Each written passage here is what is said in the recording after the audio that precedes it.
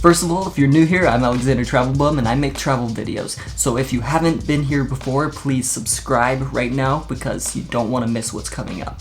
So I traveled Europe just a little while ago and I had $6,000 and I stretched it so that I could be there for 6 months or half a year traveling all over Europe. So I'm going to give you guys a little bit of the tips and tricks that I learned when I went there. So if you can, you want to avoid traveling in the summer.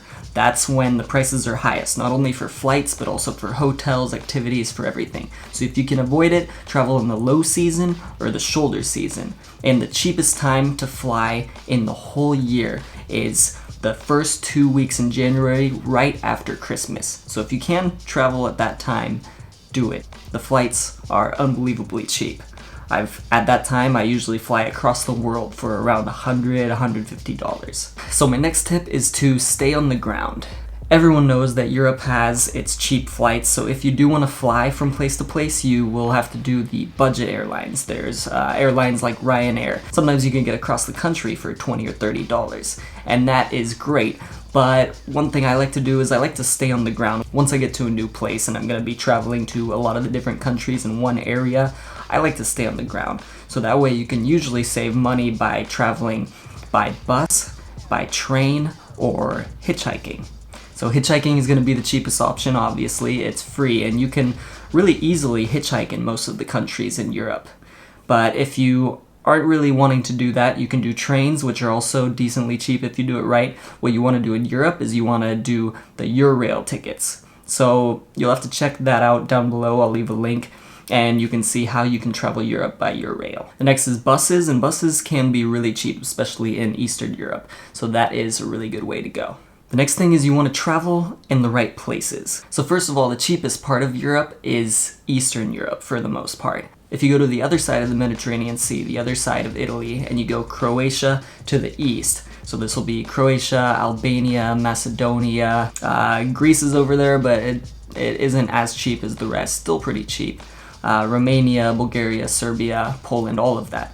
Those are going to be a lot cheaper than France, Italy, Spain, and that kind of thing. So if you can, and you want to be more adventurous, because it's actually really cool in Eastern Europe, people just know less about it, you should try traveling to some of the countries in Eastern Europe, especially if you want to save a few bucks.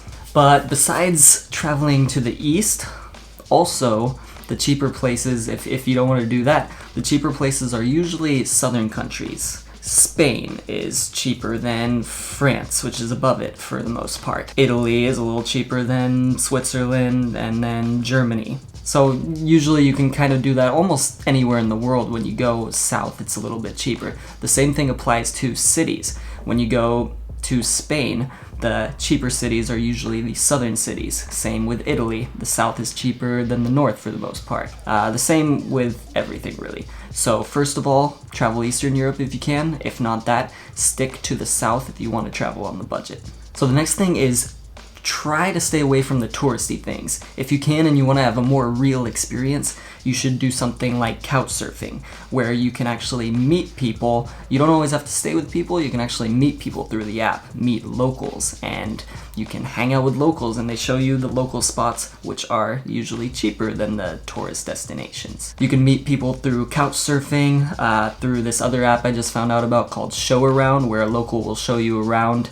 It does cost a little bit just to meet them, but maybe they'll hang out with you after that if you become friends. Or just strike up a conversation with somebody at a bar or a beach or something like that. Do the free things. You don't want to do the expensive tours, and you really don't have to. The best things are usually the free things. Just walking around the city, doing the activities that are free. Sometimes there's concerts, little shows, festivals, things going around that are free. The next thing is walking tours.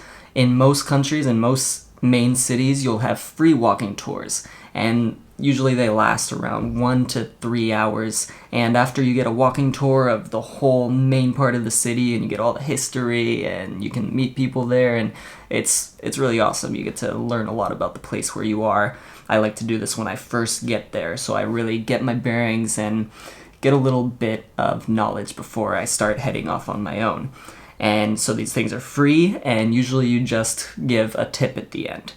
And if you're on a budget, you can give a smaller tip, but give them a decent sized tip if you can, especially if they did a good job. The next thing is pub crawls, free pub crawls. A lot of times if you're staying at hostels, they're gonna have pub crawl nights because the hostels want you to have fun and they want to get good ratings, and so especially for the younger crowd, they're gonna want to bring you out as a group and go on these pub crawls. And surprisingly, in a lot of cities there were free pub crawls, free to get in. Sometimes you get free drinks for the first hour or something, and so that is a way to get free alcohol and free activity for the night. Okay, next is hostels. You can find hostels decently cheap in Europe. It's not as cheap as a lot of other places in the world, but what you want to do is you want to book ahead for these because the best ones are going to sell out quickly.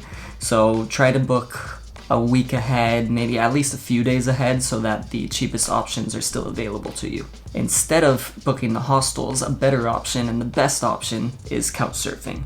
Couchsurfing is the #1 way that I was able to travel Europe for so long on a budget. Because when you do couchsurfing, you get a free place to stay, you meet local friends, you get to hang out with them, and they take you to cheaper places, not the tourist destinations that always hike up the prices. Also, a lot of times, they want to show you their culture, show you their cuisine and everything, so many times my couchsurfing hosts would cook for me, and of course you save some money there.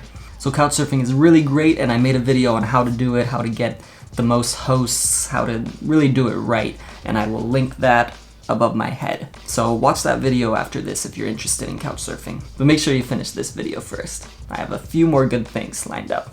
Really quick, if you're getting anything from this, please subscribe right now and hit the like button because it really helps me out. It helps this video get seen by more people. Next is, if you don't do couchsurfing, you can try Airbnb. There's surprisingly really a lot of good deals on Airbnb because Airbnb is becoming more popular and there's just so much out there and there's so much competition. People are really bringing their prices down a lot in order to get people to stay there because there's so many other options. And then if you want to try something longer, this is another site that I've used which is amazing. It's called Trusted House Sitters, and you get free accommodation just for watching their house sitting. Sometimes you watch a pet or two and feed them and keep them alive, and other times you just watch their house and keep it safe for them. Sometimes you can do this for a month or so if you really want to stay in one place, so make sure you check that out. I have a link below to Trusted House Sitters.